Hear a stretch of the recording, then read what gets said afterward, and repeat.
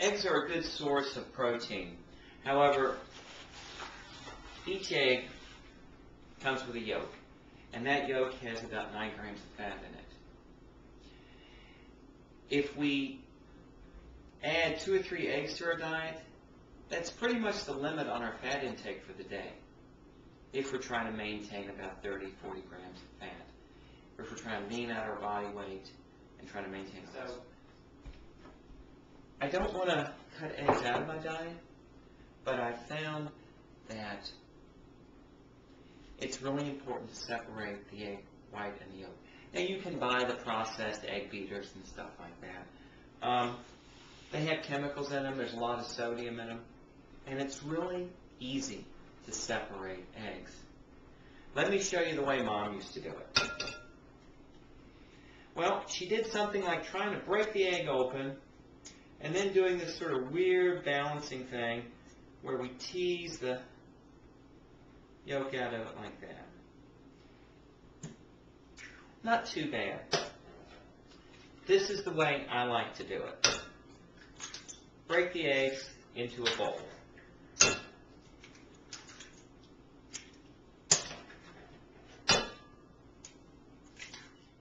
Right. That's 5 egg whites. 4 egg yolks are still in the bowl. Let me show you my way to remove the egg yolk. What I like to do is I get a tablespoon, put a little bit of water on it, and then we're just going to use it to lift the egg yolk up, separating it from the white. See how easy that drops away? And discard it. I think if we keep a little bit of water on the spoon, it helps to keep it able to separate. And there we have it. See how easy that is. Also, you don't have to get your hands in it. I really don't want to have eggs all over my hands when I'm cooking breakfast. All right. So I started out with 1 egg that I separated. That's 1 egg white that was in there without the yolk. And I removed 3 more yolks. So now we have 5 egg whites and 1 egg yolk. That's 9 grams of fat for our breakfast and the balance in protein. Okay, we've got the egg yolks separated. Now we're going to make a ham and cheese omelet. What I want to do is I don't want to add a lot of fat with oil, so I'll just use a cooking spray. Lightly coat the skillet. Now, once we've got the skillet up to temperature, we're going to add the egg whites with the 1 yolk.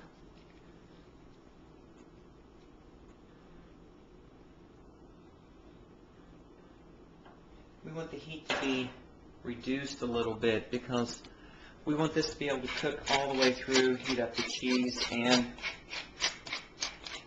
the ham. Now, sometimes I'll add some O'Brien potatoes, little diced potatoes. You can buy them frozen. And they have onions and peppers in them. So while we're letting the yolk cook, sprinkling some ham in there, a little salt and pepper,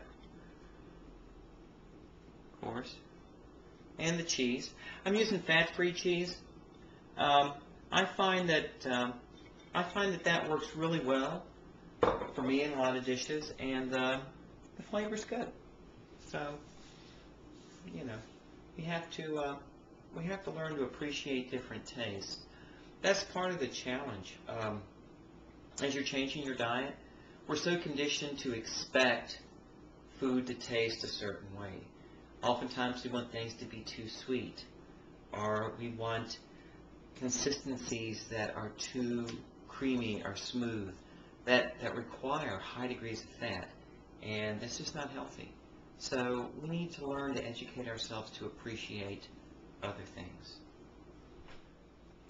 And as the egg begins to cook, I like to just take a spatula and run it around the end, and you can begin to see how that's firming up, because we want to get that to be nice and solid. So when we flip it over, we're going to flip it in half, and when we flip it over, we want that to be solid enough so that this whole thing doesn't come apart and we end up with scrambled eggs, which would be okay too, but that's a different approach.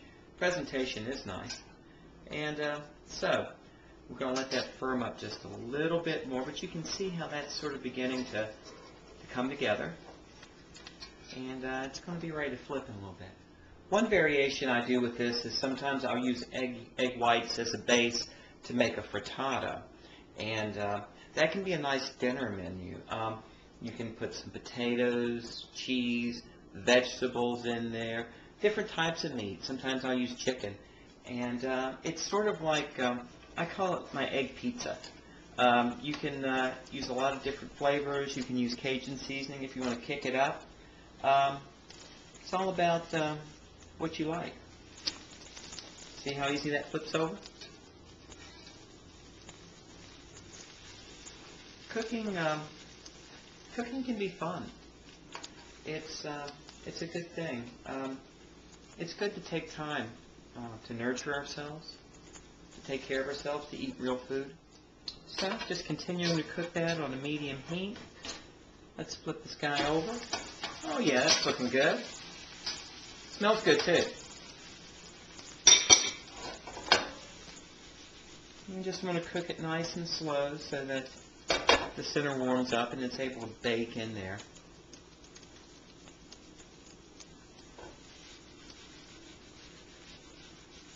So easy. This whole process of making an omelet, start to finish. 10-15 minutes. It's a good time. It's a good way to take care of yourself, to be with yourself, to start your day off right. And there we have it. Ham and cheese omelet. 5 egg whites. 1 egg yolk. About 2 ounces of ham. Probably about an ounce of fat-free cheese. In about 15 minutes. We'll do the math later. We'll go to the daily plate, plug all this in, and you can see what you're adding to your diet with this. Now that we've made the omelet, let's do the calculation. Let's go to the daily plate, add the ingredients, and we'll see what the content of our breakfast is. I've entered the contents of the omelet into the daily plate, and this is the result. 247 calories, 5 grams of fat, 5 grams of carbs, 43 grams of protein. Not a bad way to start out your day. If you're trying to maintain 100 to 140 grams of protein, you've got close to half to a third of your protein requirement for the day.